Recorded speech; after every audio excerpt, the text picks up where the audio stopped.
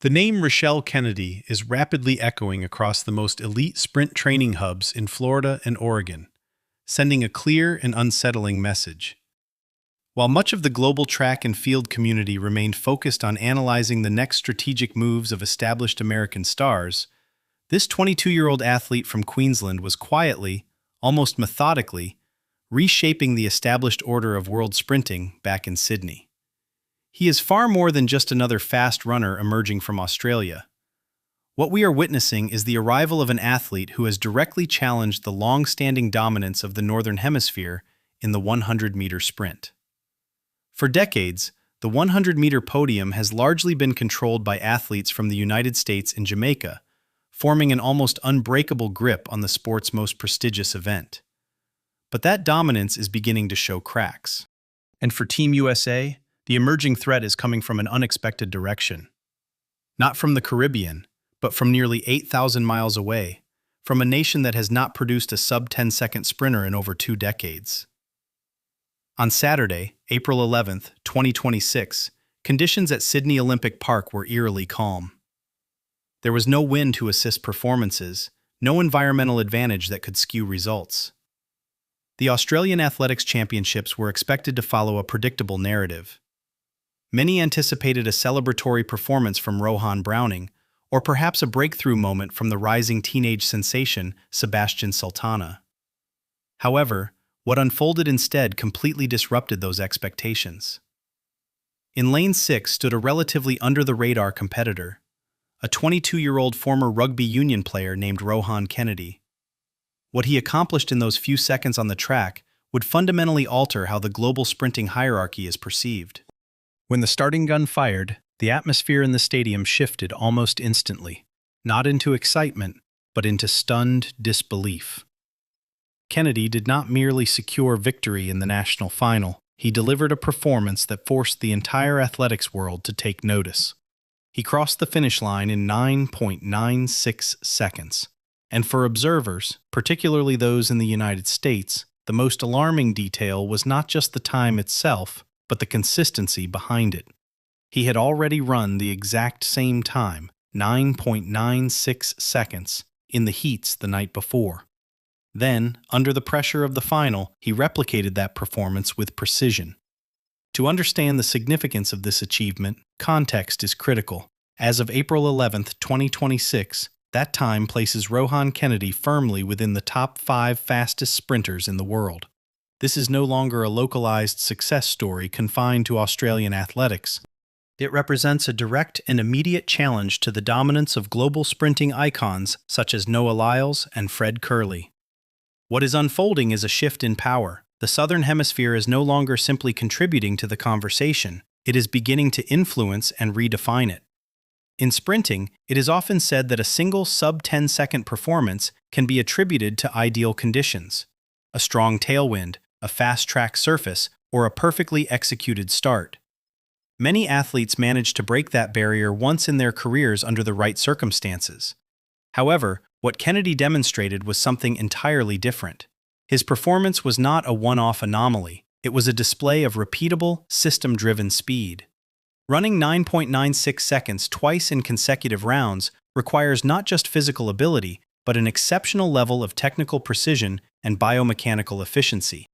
This kind of consistency is typically associated with the most advanced training environments in the United States, particularly in sprinting hubs like Florida and Oregon. Kennedy has now become only the 3rd Australian athlete in history to officially run under 10 seconds in the 100 meters, joining the ranks of Patrick Johnson and Rohan Browning. Yet, unlike his predecessors, his progression does not appear gradual.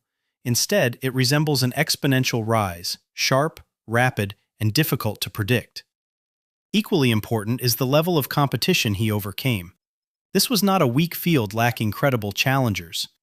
Kennedy defeated Rohan Browning, an athlete known internationally for his victory over Johan Blake at the Tokyo Olympics. He also outperformed Joshua Azapardi, who has been delivering some of the strongest performances of his career. This race was not just a win, it symbolized a transition, a passing of the torch within Australian sprinting.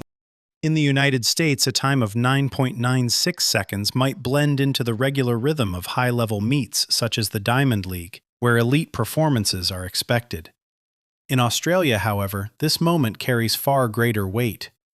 It marks the end of a 20-year drought and signals the emergence of a new era, one that could potentially develop into a consistent pipeline of sub-10-second sprinters. From the perspective of an American audience, the implications of Kennedy's performance raise a pressing and somewhat uncomfortable question. If he were to run a time of 9.96 seconds at the U.S. Olympic trials, would he qualify for the team? Based on the current global rankings in 2026, the answer is not just yes. It is an emphatic and unsettling confirmation of his world-class status. To fully grasp the scale of the challenge facing Team USA, one must look beyond individual performances and examine the broader dynamics of relay racing. Few topics generate as much heated debate within track and field communities as the performance of the U.S. men's 4x100-meter relay team. For over 2 decades, the United States has consistently produced the fastest individual sprinters on the planet. Yet, paradoxically, this dominance has rarely translated into relay success on the global stage. Time and again, critical errors have undermined their potential. Dropped batons, poorly executed exchanges, missed zones, and disqualifications. A particularly painful example occurred at the Paris 2024 Olympics, where a failed baton exchange between Christian Coleman and Kenny Bednarek abruptly ended the American team's hopes in the final. The fallout from that moment was significant, with legends like Carl Lewis openly criticizing the system and calling for a complete structural overhaul. Now, in contrast, consider the approach taken by Australia. As of March 13, 2026, the Australian men's 4x100-meter relay team holds the fastest time recorded globally for the season. This is not the result of superior individual speed alone, but rather a reflection of meticulous technical preparation. While the United States often relies on raw speed to compensate for imperfect execution, Australia has refined what can be described as relay mathematics. Their philosophy centers on precision. Every baton exchange is practiced repeatedly, measured down to centimeters, and executed with near-perfect timing. Months of dedicated relay training camps have produced a team that prioritizes synchronization over individual brilliance. When this level of technical mastery is combined with the presence of a sub-10-second anchor like Rohan Kennedy, the competitive equation begins to shift dramatically. In relay racing, efficiency can outweigh pure speed. 4 athletes consistently running 10.0 seconds with flawless baton exchanges can outperform a team of faster individuals who rely on inconsistent handoffs. This principle exposes a critical vulnerability in the American system. While Team USA benefits from lucrative sponsorships and high-profile athletes backed by major brands like Nike, Australia is building something arguably more dangerous: cohesion, momentum, and trust within the team structure. Looking ahead to upcoming competitions such as the World Relays in Gaborone, Botswana, the narrative surrounding the United States is evolving. What was once considered a recurring but almost humorous relay curse is now being recognized as a serious competitive weakness, one that athletes like Rohan Kennedy are perfectly positioned to exploit. A deeper technical analysis of Kennedy's performance in the Sydney final reveals further reasons for concern among his competitors. His sprinting mechanics demonstrate a blend of power and efficiency that is rarely seen in such a young athlete. Traditionally, explosive starters like Christian Coleman dominate the first 30 meters of a race through sheer acceleration and force production. Kennedy, however, is developing a style that mirrors some of these elite characteristics while introducing his own refinements. One of the most notable aspects of his technique is his low heel recovery, which allows for quicker repositioning of the legs and more efficient stride cycles. His ground contact time is exceptionally brief, indicating that he is not forcefully driving into the track, but rather utilizing elastic energy to rebound off it. This creates a sensation of bouncing rather than pushing, maximizing efficiency at top speed. This technical foundation was clearly evident during his indoor season, where his performances over 60 meters placed him among the top 10 fastest athletes in history at that distance. He has already demonstrated the ability to outperform world-class starters such as Akani Simbine in events like the Nanjing meet, further reinforcing his credentials on the global stage. What sets Kennedy apart even more is his ability to maintain relaxation under pressure. At the 60-meter mark, a point in the race where many sprinters begin to tighten and lose stride efficiency, he remains fluid and composed. This psychological and physiological state is often described as a goldfish mentality, where the athlete stays fully present in each stride rather than becoming overwhelmed by the outcome. At just 22 years old, Kennedy's physical development is now aligning with his technical proficiency. His power-to-weight ratio has reached a level that complements his mechanics, allowing him to translate efficiency into raw speed. This combination is what transforms a promising athlete into a genuine global contender. What makes Kennedy's rise even more remarkable is the simplicity and grounded nature of his journey. Unlike many elite sprinters who are developed within high-tech training environments equipped with cutting-edge resources, his path has been far more modest. He did not grow up as a track specialist. In fact, his athletic beginnings were rooted in rugby union, a sport where speed is valuable but rarely refined to the precision required for elite sprinting. It was only in 2020 that Kennedy first transitioned into athletics, and even that moment came without fanfare. At a school trial, wearing a basic pair of spikes and running on grass, he clocked an 11.6-second performance, hardly the kind of result that would predict future world-class status. Yet, within a few short years, he transformed that raw potential into one of the most efficient sprinting systems currently seen on the global stage. Today, instead of training in a multi-million-dollar facility in Florida, with access to anti-gravity treadmills and extensive support teams, Kennedy continues to develop his abilities at the University of Queensland. His environment is defined not by noise or spectacle, but by focus and consistency. He works closely with his coach, Andrew Iselin, relying on a straightforward combination of a track, a stopwatch, and disciplined repetition. This understated, almost blue-collar approach has shaped his identity as an athlete. While American stars like Christian Coleman and Noah Lyles often dominate headlines and media narratives, Kennedy operates with a quieter intensity. He is not the face of a global marketing campaign, he is the embodiment of relentless work ethic. And that contrast is precisely what makes him so dangerous. Where others perform under the spotlight, he builds strength in the shadows. However, Kennedy's emergence is not an isolated phenomenon. It is part of a broader resurgence within Australian sprinting, a renaissance that is beginning to reshape the country's reputation in the sport. Behind him stands a new generation of talent, most notably the 18-year-old prodigy Gout Gout. Despite his youth, Gout is already producing times under 10.1 seconds, signaling extraordinary potential. While Gout Gout often attracts attention due to his age and unconventional biomechanics, it is Kennedy who is currently setting the benchmark. Their rivalry is proving to be a critical driver of progress. Competition at this level pushes both athletes beyond their limits, fostering an environment where excellence becomes the standard rather than the exception.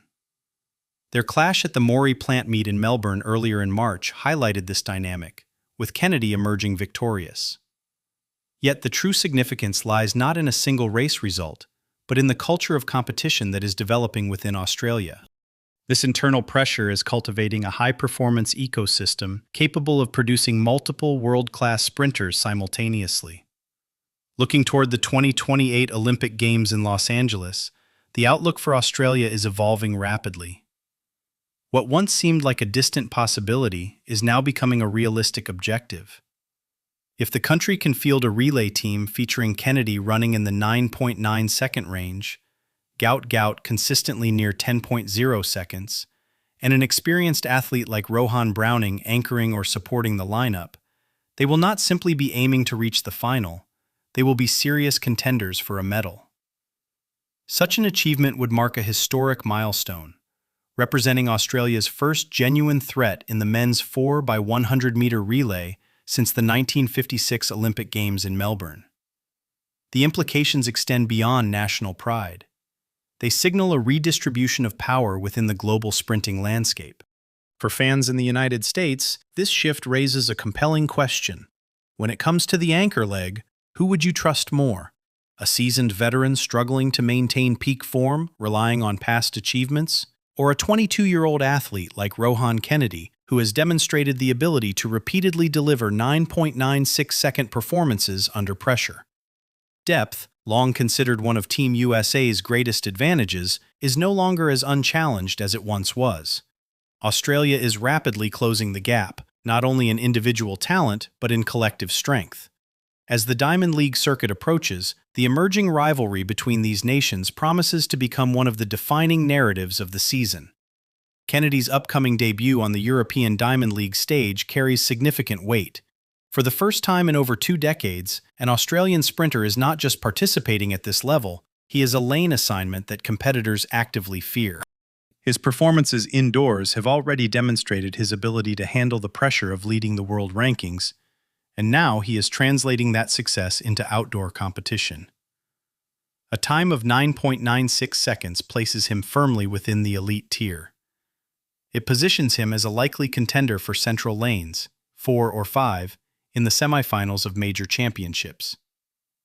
More importantly, it changes how established stars perceive him. When athletes like Noah Lyles glance to the side before a race, they are no longer looking at an outsider.